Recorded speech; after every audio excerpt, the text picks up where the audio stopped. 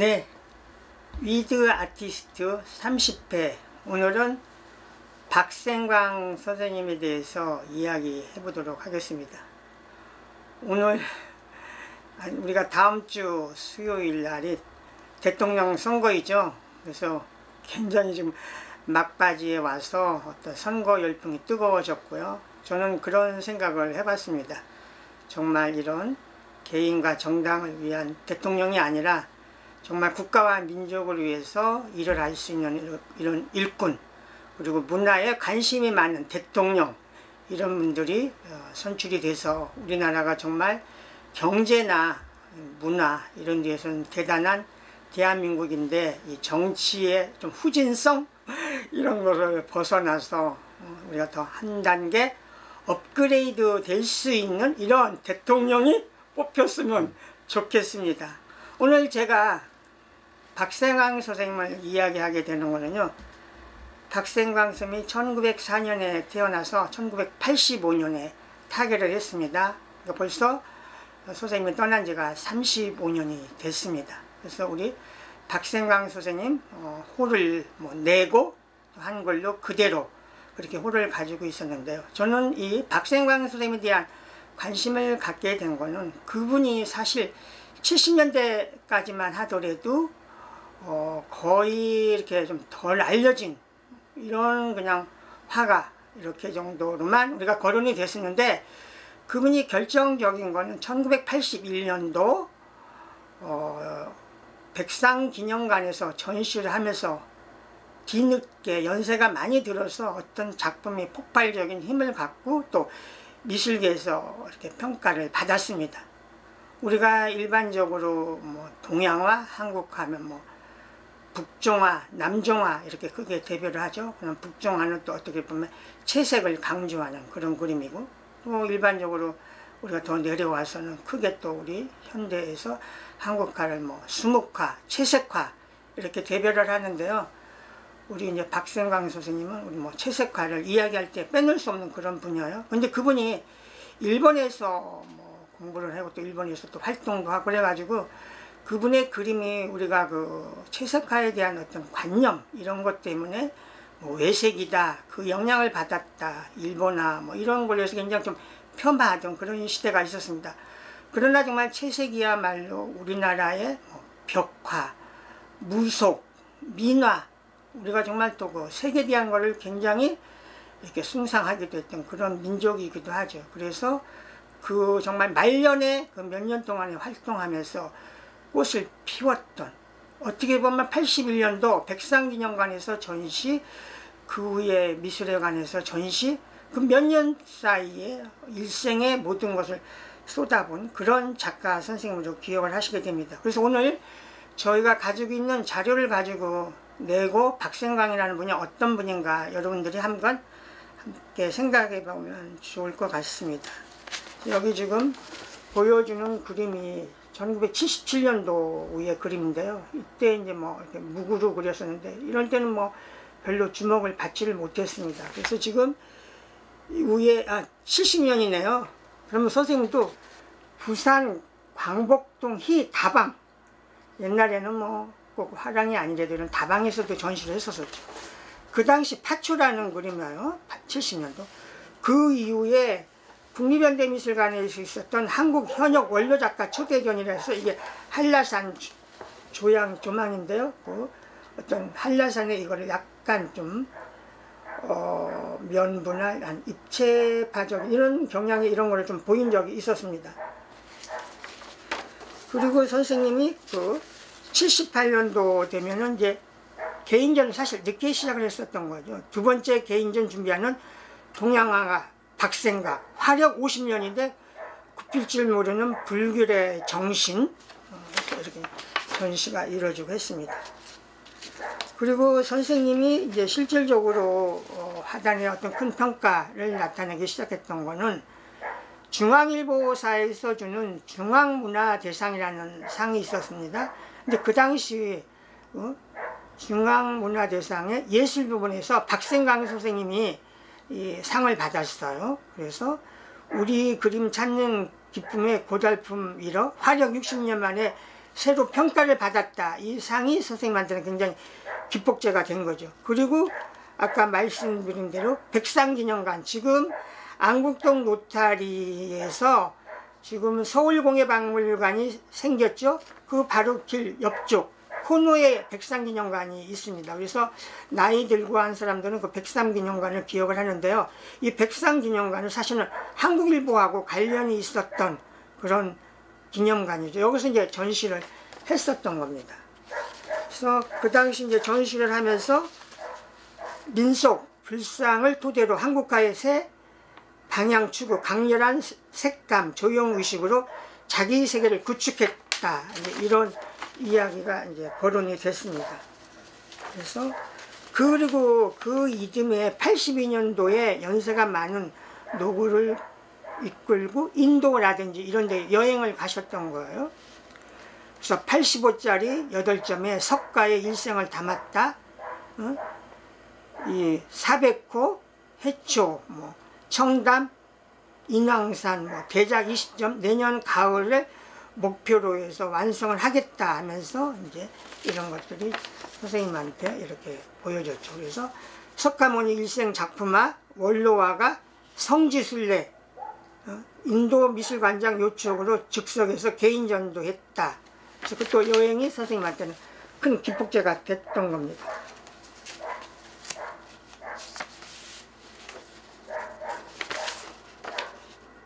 84년에 아까 말씀드린 대로 이제 미술회관에서 전시를 하면서 3년 만에 다시 개인전을 한 거죠. 인도기행, 스케치, 우리 민속 등 무속 불교 소재를 풍성한 뭐 색감으로 이렇게 이제 호평이 이어졌습니다. 그래서 64화력의 개인전을 2번째로 한다. 이게 이제 본격적인 개인전 횟수를 얘기하는 거죠. 원로화가 박생광, 400호 등 대작 46점으로 신작전을 한다 하면서 그 당시 이제 언론에 크게 보도가 됐습니다. 한국화의 힘을 보여드립니다. 동양화와 다른 토속미, 문효도 등 출품한다. 요즘도 하루 10서너 시간씩을 그림을 그려요. 그래서 이렇게 보여줬던 거지. 원료를 찾아서 우리의 옛것과 인도의 마음을 80고령으로 보여준다. 그 당시 미술평론가 유홍준 선생님은 나중에 문화재 청장을 하신 분이죠.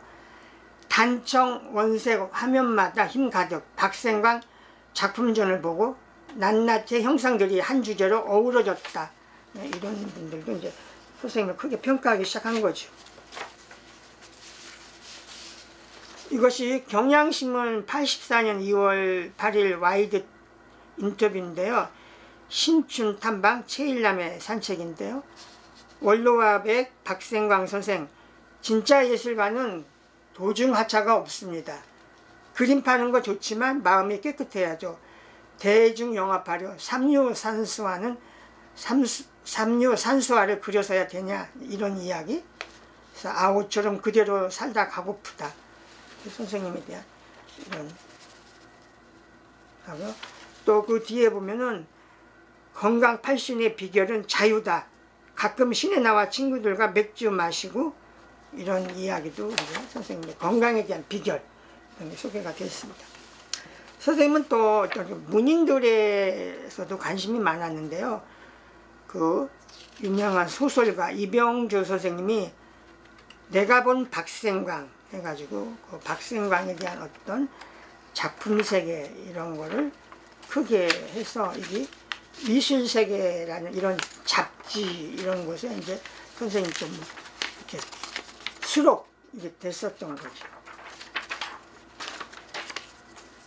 이거는 그 월간 미술세계 84년 10월호네요. 마침 그 월간 미술세계 창간호에 이렇게 선생님을 크게 소개를 했었던 거죠. 근데 안타깝게 선생님이 85년 그 이듬해 그냥 타계를 하시게 됐어요. 그래서 85년 그 7월 19일 중앙일보 보면 한국적 채취 물신한 순수예술 창조 고 박생광 화백의 생애와 작품 세계, 그 제자하고 또 같이 뭐 홍대에서도 활동했었던 청경자 선생님이 창작의 금자탑은 영원히 빛나리 박생광 선생 영전에 이런 글을 이렇게 신문에 실었었죠. 그래서 한국인의 정신적 뿌리를 형상화했었다. 뭐 이 선생님의 타기에 대한 이런 것들이 굉장히 크게 보도가 됐습니다. 당시 또 주간조선에 보면 80노구의 하루 18시간 작업, 투병 중에도 문효도를 그렸다. 붓을 쥔 채 눈 감은 박생광 화백 해가지고 선생님에 대한 죽음, 타계 이런 거는 계속적으로 보도가 됐었던 거죠. 선생님 그 85년에 타계를 하고 86년에 그 서소문에 있는 호암 갤러리에서 선생님에 대한 큰 유작전이 열리게 됐습니다.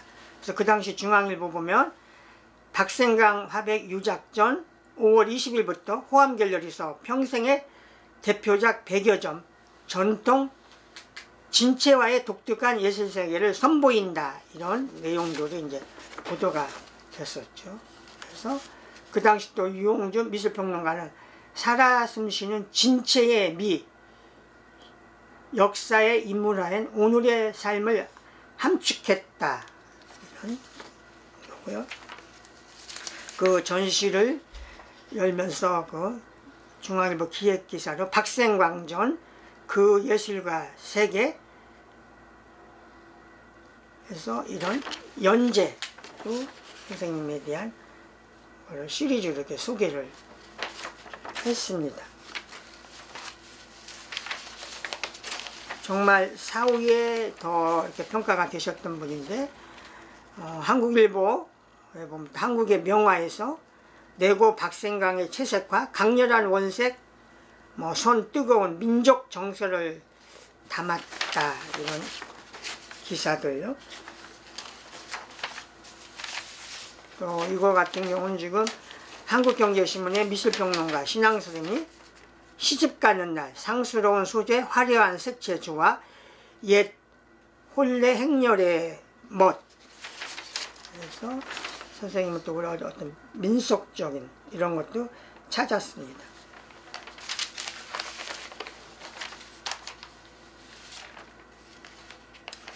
최근에 있었던 전시는요, 2019년, 그러니까 3년 됐네요. 대구미술관에서 박생광 해고전을 크게 열렸죠. 우리 그림으로 가득 채워진 노거장의 마지막 5년.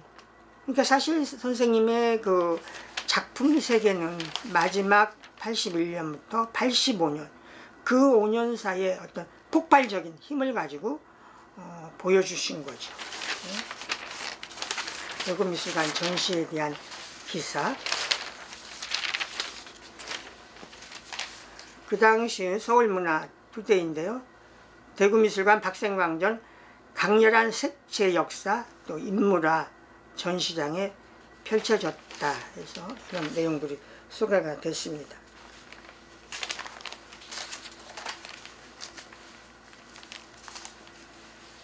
그 선생님에 대한 뭐 자료 가지고 있는 거 중에 이 박생광 선생님, 이게 진화랑이죠. 지금 경복궁 옆에 있었던 진화랑인데 요즘 진화랑의 활동이 좀 잠정적으로 중단이 됐습니다.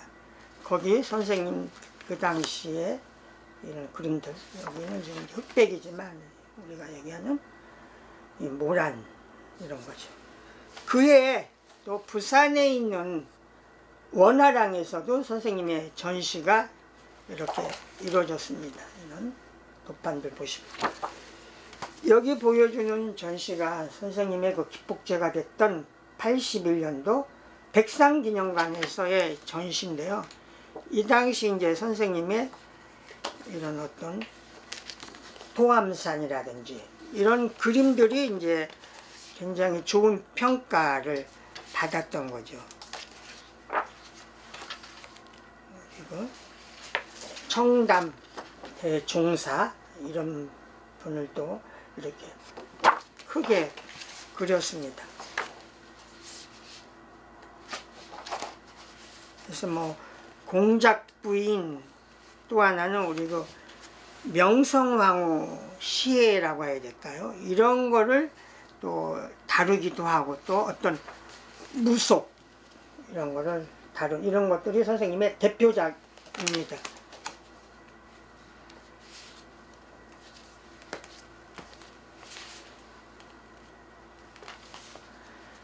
여기 보여주는 박생광 성묘 소묘전은요 2014년인데 경복궁역 인디프리스라는 곳에서 박생광 선생님의 주로 이런 소묘, 우리가 얘기하는 드로잉이죠. 이런 전시를 모아서 선생님의 그림의 밑그림이라고 해야 될까, 이런 거를 보여줬습니다.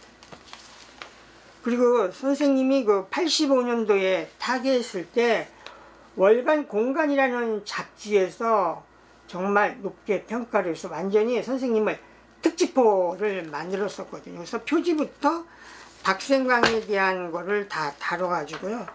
여기를 굉장히 박생광의 선생님의 전모를 볼 수 있게끔 추모사 내고 박생광 성을 추모하며 설창수, 작가로는 야일의 무가와 무아의 합장 최병식, 또 자담으로는 그대로 박생광의 삶과 예술 하인두, 이경수, 이숙자 이런 분들이 또 자담을 했습니다. 그래서 그 선생님의 그림이고요.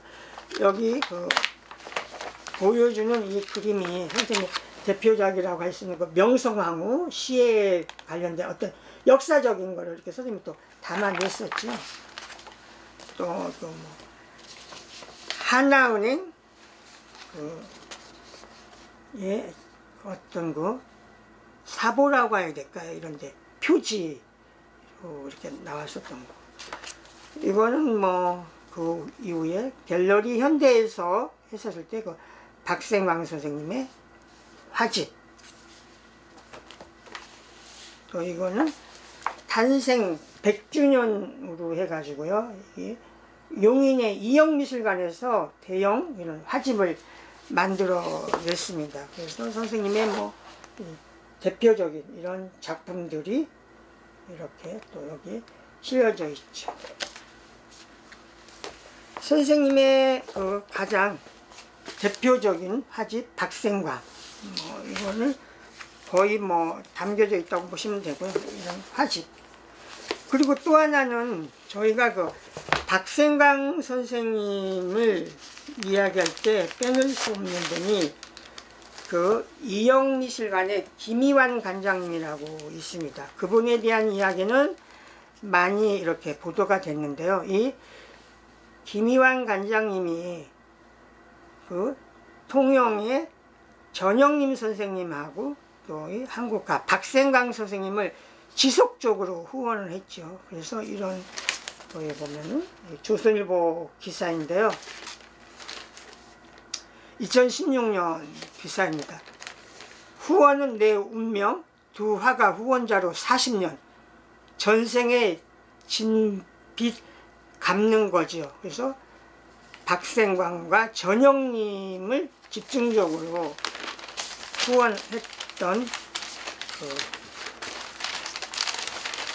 여기 보여주는 분이 그 김희환 관장님인데요. 그래서 한 작가를 전폭적인 지원해서 그 작가가 이렇게 크게 성장할 수 있는 뒷받침을 해준 분이 김희환 관장님. 그래서 그분은 그 박생광 선생님과의 인연을 하나의 책으로 만들었는데요. 그 박생광 선생님이 여기 수유리에 사셨거든요. 민족혼의 화가 박생광 이야기, 수유리 가는 길, 그 선생님과 만났던 여러 가지 일화 이런 거를 하나의 책으로 이렇게 만들었으면서 수유리 걸음은 그 뒤에도 일요일마다 빠짐없이 이어졌다. 그 선생님을 찾아뵙고 후원해주고 했던 이런저런 이야기를 하나의 책으로 만들어 냈습니다. 그래서 우리 내고 그대로 박생광, 그분이 진주 태생이죠. 그래서 올해 진주에서는 박생광 선생님의 채색화의 맥을 이어서 우리나라 채색화를 돌아보는 한국 채색화의 흐름이라는 큰 기획전을 3월부터 아마 6월까지 대대적인 전시를 하면서 우리 채석가의 흐름을 역사적으로 돌아보는 그런 전시회를 기획하고 있습니다. 그래서 한 작가의 생애를 통해서 우리 미술사에 그 한 작가가 얼마나 큰 영향을 끼치나 이런 거를 되돌아봤습니다.